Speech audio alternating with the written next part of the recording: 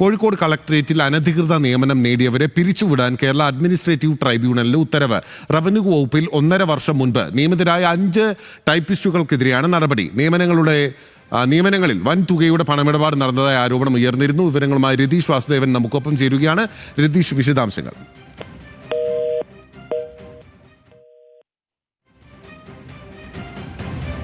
കോഴിക്കോട് കളക്ടറേറ്റിൽ അനധികൃത നിയമനം നേടിയവരെ പിരിച്ചുവിടാൻ കേരള അഡ്മിനിസ്ട്രേറ്റീവ് ട്രൈബ്യൂണലിൽ ഉത്തരവായിരിക്കുന്നു. റവന്യൂ വകുപ്പിൽ 1.5 വർഷം മുൻപ് നിയമിതരായ 5 ടൈപ്പിസ്റ്റുകൾക്കെതിരെയാണ് നടപടി. നിയമനങ്ങളിൽ വൻ തുകയുടെ പണമിടപാട് നടന്നതായി ആരോപണം ഉയർന്നിരിക്കുകയാണ്. രതീഷ്, എന്തൊക്കെയാണ് വിവരങ്ങൾ? വിനിൽ, ഇത് 2 വർഷം മുമ്പാണ് കളക്ടറേറ്റിലെ ഒരു 5 ടൈപ്പിസ്റ്റ് തസ്തികകൾ ഉൾപ്പെടെയുള്ള നിയമനം നടന്നത്. ഈ തസ്തികകളിലെ സ്വഭാവം അനുസരിച്ച് തസ്തിക മാറ്റം വേണമെങ്കിൽ 5 വർഷം ഇതേ തസ്തികയിൽ ജോലി ചെയ്യേണ്ടതാണ്. പക്ഷേ 6 മാസത്തിനുള്ളിൽ ഈ തസ്തികയിലുള്ള 5 പേരെയും നിയമവിരുദ്ധമായി തസ്തിക മാറ്റം നടത്തി എന്നതാണ് ആക്ഷേപമായി ഉയരുന്നത്.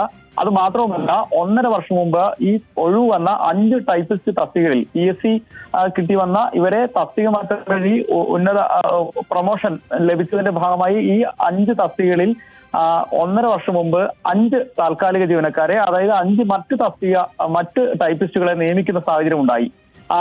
അതാണ് ഈ താൽക്കാലികമായ 1.5 വർഷം ജോലി ചെയ്ത ടൈപ്പിസ്റ്റുകളെയാണ് ഇപ്പോൾ പിരിച്ചുവിടാൻ അഡ്മിനിസ്ട്രേറ്റീവ് ട്രൈബ്യൂണൽ ഉത്തരവിട്ടിരിക്കുന്നത്. PSC റാങ്ക് ബോർഡ് അസോസിയേഷൻ നൽകിയ പരാതിയിലാണ് ഇത്തരം തസ്തിക ഒഴിവുണ്ട്, ആ തസ്തികയിൽ ഇങ്ങനെ അനധികൃതമായ താൽക്കാലിക നിയമനം നടത്തുന്നുണ്ട്, അതുകൊണ്ട് തങ്ങളുടെ നിയമനം നടത്തണമെന്ന റാങ്ക് ഹോൾഡേഴ്സ് അസോസിയേഷന്റെ ആവശ്യപ്രകാരമാണ് ഇത്തരത്തിൽ ഒരു നടപടി ഉണ്ടായിട്ടുള്ളത്. ഇത്തരത്തിൽ അനധികൃതമായി ഈ 5 തസ്തികകൾ നടത്തിയതിന് വലിയ പണം വാങ്ങി എന്ന ആക്ഷേപം വിവിധ പ്രതിപക്ഷ യൂണിയനുകൾ ആ ഘട്ടത്തിൽ തന്നെ ഉന്നയിച്ചിരുന്നു. മാത്രവുമല്ല, ഇത്തരത്തിൽ ചട്ടവിരുദ്ധമായി എന്തുകൊണ്ട് ഈ പ്രൊമോഷൻ ഈ 5 പേർക്ക്, ടൈപ്പിസ്റ്റ് തസ്തികയിലുള്ള 5 പേർക്ക് 5 വർഷം തസ്തികയിൽ ഇരിക്കണമെന്നിരിക്കെ 6 മാസത്തിന് ശേഷം എന്തുകൊണ്ട് ഈ നിയമന മാറ്റം, തസ്തിക മാറ്റം നൽകി എന്നത് സംബന്ധിച്ചും ആക്ഷേപം ഈ ഘട്ടത്തിൽ ഉയർന്നിട്ടുണ്ട്.